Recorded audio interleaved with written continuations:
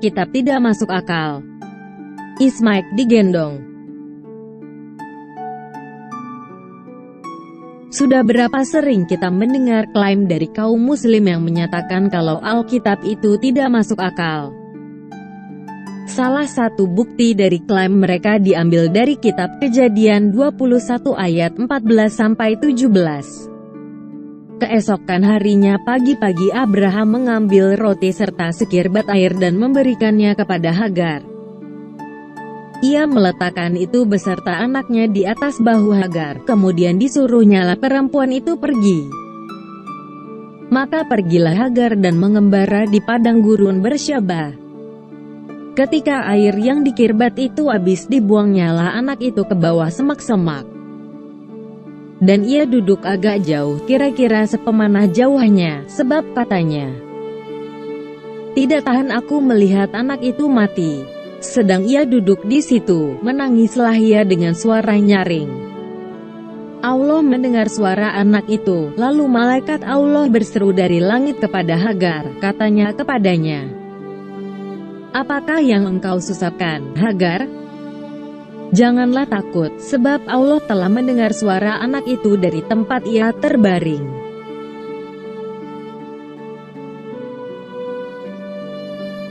Dari beberapa ayat di atas banyak kaum muslim yang menuduh bahwa Alkitab tidak masuk akal.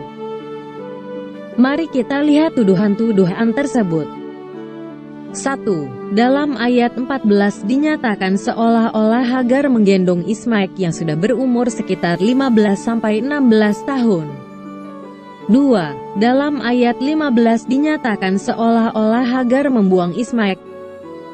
3. Dalam ayat 16-17 dinyatakan seolah-olah Ismaik yang sudah berumur sekitar 15-16 tahun tersebut menangis. Mari kita bahas satu persatu tuduhan-tuduhan tersebut di atas. 1. Dalam ayat 14 dinyatakan seolah-olah Hagar menggendong Ismaik yang sudah berumur sekitar 15-16 tahun. Sebelum saya menjelaskan lebih lanjut, saya menyarankan untuk menonton video lainnya yang berjudul versi Alkitab. Dalam video tersebut saya sempat menyatakan bahwa adanya bermacam-macam terjemahan Alkitab diakibatkan berbagai alasan dan salah satunya adalah untuk mengkoreksi kesalahan penterjemahan dari terjemahan lainnya. Mari kita lihat beberapa ayat di bawah ini. Kejadian 16 ayat 16, Abraham berumur 86 tahun ketika Hagar melahirkan Ismaik baginya. Kejadian 21 ayat 5, adapun Abraham berumur 100 tahun ketika Ishak anaknya lahir baginya. Kejadian 21 ayat 8, bertambah besarlah anak itu dan ia disapi. Lalu Abraham mengadakan perjamuan besar pada hari Ishak disapi itu. Berdasarkan ayat-ayat di atas kita bisa menyimpulkan pada saat Ismaik lahir Abraham sudah berumur 86 tahun dan saat Ishak lahir Abraham sudah berumur 100 tahun. Berarti saat kelahiran Ishak, Ismaik telah berumur 14 tahun. Peristiwa pengusiran terjadi saat Ishak disapi, lepas susu, kemungkinan besar sekitar 1-2 tahun. Berarti waktu terjadi pengusiran, Ismaik sudah berumur sekitar 15-16 tahun. Apakah Hagar mampu menggendong anak sebesar itu? Dari terjemahan baru Lai memang mengindikasikan bahwa Ismaik diletakkan di atas bahu Hagar. Untuk itu dalam menganalisisnya kita harus kembali ke bahasa aslinya Ibrani dan melihat komentar ahli tata bahasa Ibrani serta membandingkannya dengan terjemahan Alkitab lainnya. Bibliahebraics.cartensia BHS Hebrew with vowels. Translate interlinear. Dan ia bangun dini, Abraham pada pagi hari, dan ia mengambil roti, dan kirbat air, dan ia memberikan kepada Hagar, ia meletakkan atas bahunya, dan anak itu, dan ia mengutus menyuruh. pergi, dan ia berjalan, dan ia mengembara pada padang gurun Bersyabah. Kita fokus pada kalimat, dan ia memberikan kepada Hagar yang meletakkan di atas baunya dan anak itu. Kalimat ini bisa memunculkan dua kemungkinan arti. Abraham memberikan roti dan air kepada Hagar dan meletakkan roti, air, dan anak itu ke pundak Hagar. Abraham memberikan roti dan air kepada Hagar, meletakkannya ke pundak Hagar dan memberikan anak itu kepadanya. Kunci permasalahannya terletak pada kata "anak itu". Apakah kata benda "anak itu" objek dari kata kerja "memberikan" atau "meletakkan"? Untuk menjawab masalah tata bahasa ini saya mengutip pendapat dari ahli teologi dan tata bahasa Ibrani yang kredibel. Kaiser Walter CHSB. There is no basis for the translation of the Septuagint or the Peshitta. And laid the boy on her shoulder. If this were the correct reading, there would be no way to explain the present Hebrew text, which does not make the boy the object of the verb lay or set. Instead, it is the object of the verb gave. James D. Price Ph.D. AI. In verse 14, the word "and" in this case introduces a resumptive addition, because it has no preceding noun phrase with which it can connect the phrase "the lad." If the text were to indicate that Abraham put the lad on Hagar's shoulder, one would expect the text to read, "putting it the bread and water and the lad on her shoulder." However, the objective pronoun "it" is not there, to the best of my knowledge, and is never used to form a compound noun phrase with an elided noun, one that is missing. Therefore, the "and" is resumptive, picking up on a previous thought and adding more to it. Berdasarkan pendapat ahli-ahli tersebut, kata "anak itu" bukanlah objek dari kata kerja "meletakkan", tetapi berkaitan dengan kata kerja sebelumnya, yaitu "memberikan".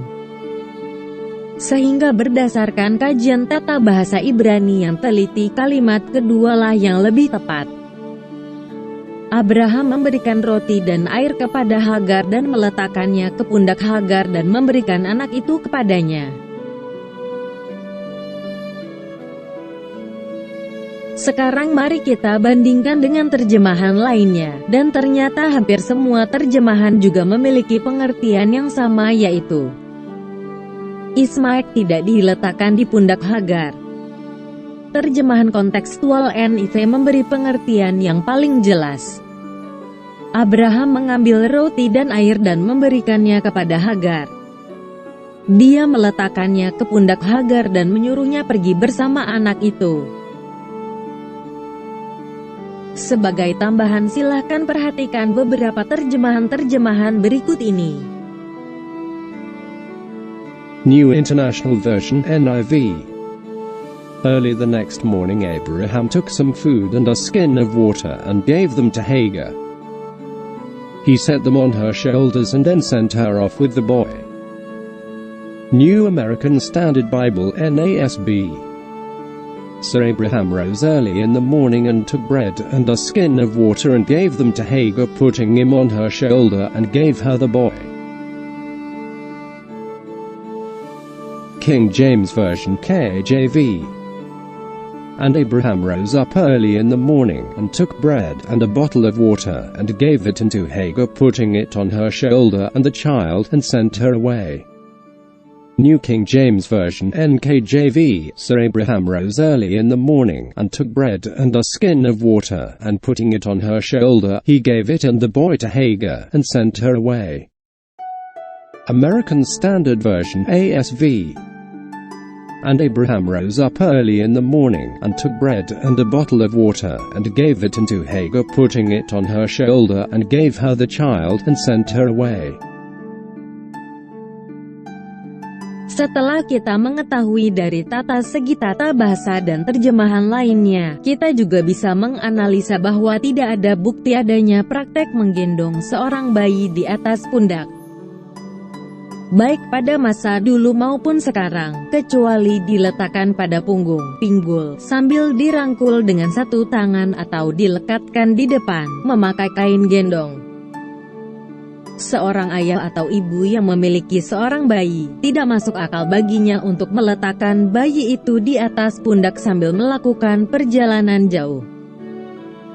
Apalagi sekirbat air pada masa itu terbuat dari kulit binatang yang jika diisi air menjadi cukup berat sehingga sulit dibayangkan apakah ada orang tua yang bisa menggendong secara bersamaan sekirbat air, sebakul roti dan seorang anak atau bayi. 2. Dalam ayat 15 dinyatakan seolah-olah Hagar membuang Ismail. Kejadian 21 ayat 15, ketika air yang dikirbat itu habis dibuangnya lah anak itu ke bawah semak-semak. Setelah keluar dari rumah Abraham, yang dalam pembahasan ini dapat kita mengerti bahwa Hagar tidak menggendong Ismail keluar dari rumah itu. Kemudian, dalam pengembaraan mereka di padang gurun Bersyeba, yang berada di perbatasan Mesir, 27 mil dari Hebron. Di wilayah padang gurun yang kering itu, kedua pengembara ini pasti tidak dapat bertahan hidup lama tanpa merasakan kehausan yang besar. Untuk menganalisisnya, mari kita kembali melihat dari bahasa aslinya dan membandingkannya dengan terjemahan Alkitab lainnya. Biblia Hebraics.Cartensia BHS Hebrew with vowels. Translate interlinear. Dan pergi, habis air itu, di dalam kirbat, dan dia membuang, meletakkan ke bawah anak itu, di bawah sebuah semak-semak. Kejadian 21 ayat 15. Terjemahan baru, ketika air yang dikirbat itu habis dibuangnya lah anak itu ke bawah semak-semak. Terjemahan lama, Hatta, setelah habislah air yang di dalam kirbat itu, maka dibaringkannya lah budak itu di bawah pokok serumpun. Modified Indonesian Literal Translation, ketika air bekalnya habis Hagar meletakkan anaknya di bawah semak. New International Version, when the water in the skin was gone, she put the boy under one of the bushes. New American Standard Bible, when the water in the skin was used up, she left the boy under one of the bushes. Ketika persediaan air sudah habis, si anak laki-laki mulai pingsan. Ismail itu hampir mati kehausan, air minum mereka habis. Hagar pun demikian, namun kasih sayang seorang ibu membuat Hagar mampu bertahan. Agaknya untuk sementara waktu Hagar berusaha menolong anaknya yang sedang menjadi lemah, tetapi itu terlalu berat. Sehingga kemudian Hagar terpaksa melemparkan Ismail di bawah bayangan rumpun kecil untuk mati di situ. Kata melemparkan dalam bahasa Ibrani, fatashleh, dari kata dasar syalah, melempar, membuang, dilemparkan ke bawah. Kata ini dipakai secara figuratif emosional untuk menggambarkan ketidakkuatan Hagar secara fisik dan emosional untuk membopong anaknya yang dalam keadaan lemah dan kehausan. Kalau anak yang dimaksud adalah seorang bayi, apakah ada seorang ibu yang tega membuangnya bayi ke bawah? Jelas ayat ini mengindikasikan bahwa anak itu adalah seorang remaja. Ke bawah semak-semak dimaksudkan untuk melindungi anak itu dari sinar matahari. Kata anak dalam bahasa Ibraninya yelet bisa bermakna bayi atau remaja tergantung konteks kalimatnya. 3. Dalam ayat 16-17 dinyatakan seolah-olah Ismail yang sudah berumur sekitar 15-16 tahun tersebut menangis.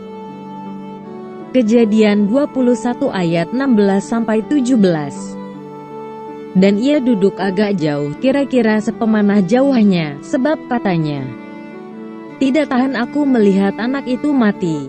Sedang ia duduk di situ, menangislah ia dengan suara nyaring. Allah mendengar suara anak itu, lalu malaikat Allah berseru dari langit kepada Hagar, katanya kepadanya, "Apakah yang engkau susahkan, Hagar? Janganlah takut, sebab Allah telah mendengar suara anak itu dari tempat ia terbaring." Kalau kita membaca dari ayat 16, maka kita bisa mengerti kalau yang menangis sebenarnya adalah Hagar dan bukan Ismail. Perhatikan kata ganti, ia, dalam ayat 16 tersebut merujuk pada Hagar yang duduk. Nah, sekarang jelaslah kalau lagi-lagi semua tuduhan kaum muslim tidak terbukti.